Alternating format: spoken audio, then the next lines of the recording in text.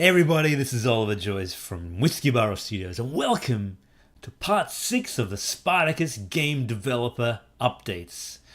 It's a long-winded title, isn't it? I really did change that. It's been a busy week. I set up the Patreon this week, and that was a huge step in towards me becoming a full-time developer at Whiskey Barrel Studios. I'm doing it a couple of days a week, and with your help, that can go full-time, and we can really turn Swords and Sandals into something very special. So thank you to everyone who's become a patron. That's it's overwhelming so far. Amazing. I really want to thank you guys from the bottom of my heart. And you will see more Swords and Sandals sooner with your help on Patreon. Anyway, enough of that. This week I've also been sick, so bit of a head cold, and it just made development a little bit tough. But been powering through. And I've done a few updates to the game, mainly bits of polish, which I'll show you, just improving how the spike traps work, a little bits of visual feedback on particles and things.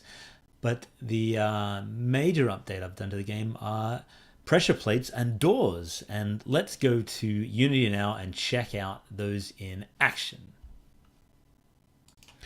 So here we are in Unity in the Spartacus sandbox level, of course, as you can see here. If I zoom right out, you can see it's kind of like this. It is literally a sandbox where you put all the toys and test out things. We're going to drag this, not the spikes, we'll drag the debug spawn point, which is up here. We'll drag that over because I want to show you something to do with the spikes.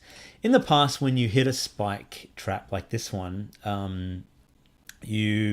we'll move the spike trap just off the wall there. Okay. When you hit a spike trap, a little bit of a blood particle would appear and so on, and your character would be forced back. But it would be cool to have some kind of permanent reminder of your suffering. So what I added was just a little class that would basically call up a different frame when the spike trap gets triggered. And so I've made an animation here. If you go to the spikes idle, you can see simple one frame there, and we have the action one, which is still one frame, but I might animate it further at some point. You can see a nasty bit of blood there on the on the tiles as they drip down. So when we test that out, have a look at this. Spartacus appears there, walks over the tile, bam, blood remains in the tile. You won't do that twice. There's also, I can't remember if this was in the last video, but I've actually improved the blood effect. So you can see the spray has a bit more, it's got a multiply filter on it and some trails. So it really, it looks like it does some damage to you when you get hit. Dead.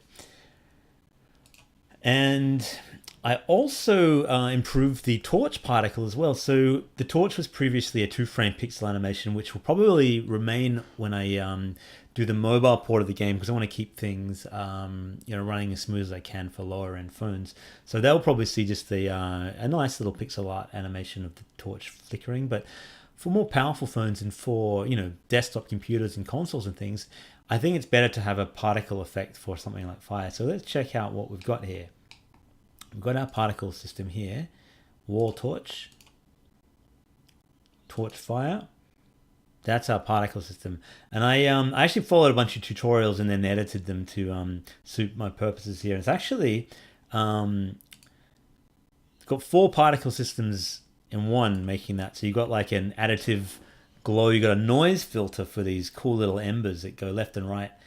And you've got the regular 2 flames that go on.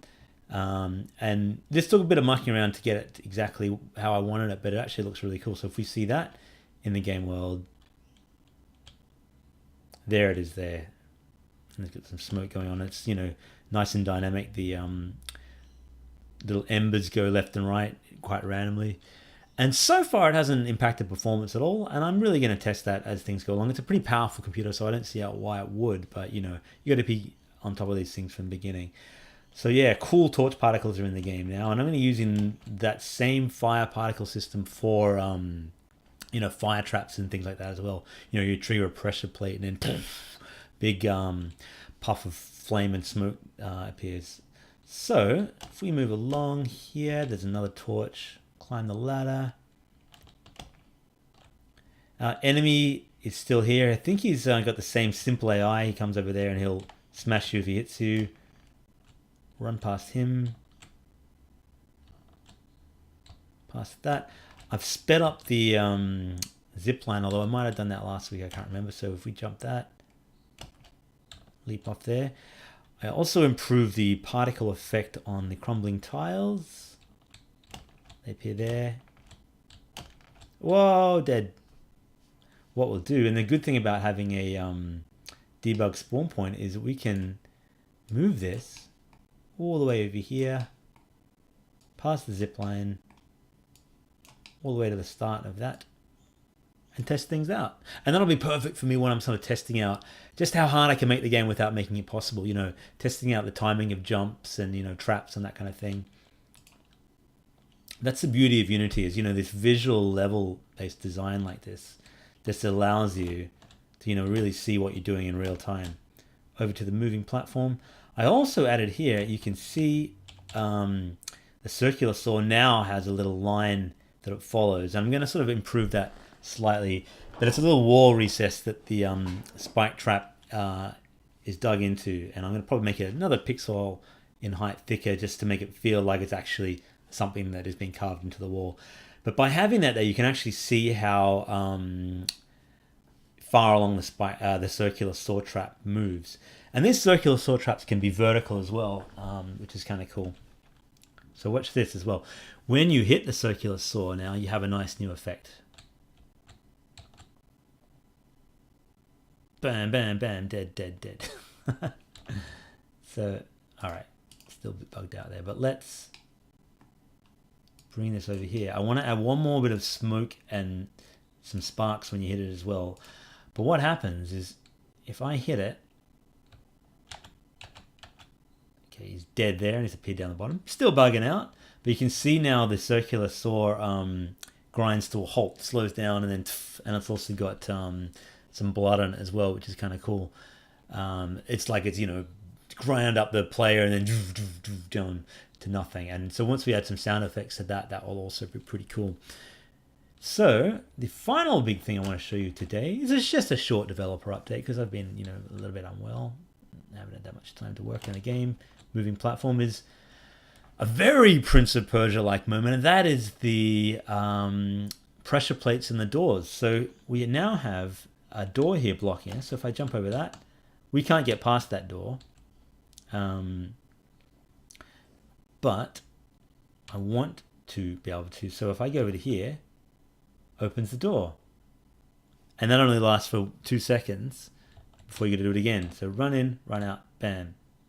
Get closed up behind you, you can't get back. And that's the end of the level. So if I move the debug spawn point down here, I can also change that release delay time to say 6 seconds or 5 seconds to give us more time. And watch this. Press that. 1, 2, 3, 4, 5, 6. I counted a bit quick. I should have 1 Mississippi, 2 Mississippi. But yeah, you can see how that has affected the difficulty of the spike trap. So you can actually design elements that time it. So you have to, you know, press the pressure plate. Try saying that 5 times fast. You run past some spike traps and then get through the portcullis as quick as you can. But I've also got the ability to release this instantly as soon as you step off it. And that will be good for things like triggering spike traps from the ground that go up and so on. So if we turn that little flag on, you'll notice when I step on the plate, it stays up. And it's there as long as I'm on the pressure plate. But as soon as I step off the pressure plate, bam, shuts. And you can see I put a little cool little particle effect on there as well. Bam, crush. So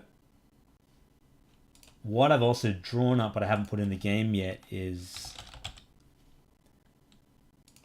the Prince of Persia spike trap. And you can see this. Close that. That's me. That's a little video I do at before the start of the little image I do at the start of the video, just as like a, you know, news headline. But it wasn't what I wanted to show you. It was actually just, I can bring it up here.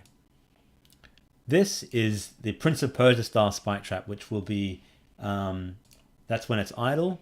Maybe you'll trigger it with a pressure plate and it'll appear like that. And if you get hit by it, there's our hero spiked, nasty. And that's the same one. Yeah, cool. I've got 2 versions of them. Don't need 2 versions. All right, what we'll do is we'll do a quick playthrough of the game in build mode and just see where it's at. There is, at this moment, no dynamic lighting in the game, but next week, I promise you. I keep saying it's going to be next week. I want it to be a bit of a reveal because it does look so cool, but let's do it properly. All right, so here we have Spartacus. Running, hit the spike trap. There's some blood. Stains everything. Of course, in build mode, the game is much, much smoother. There's our cool torch particle effects on the wall burning away. There's our enemy.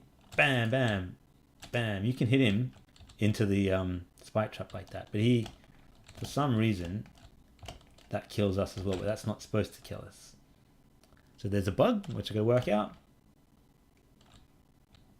I think our hitbox must have triggered that as well. He's still shaking. Up to the zip line, over the water. I have decided that water will kill you. At this point, anyway. Past the crumbling blocks.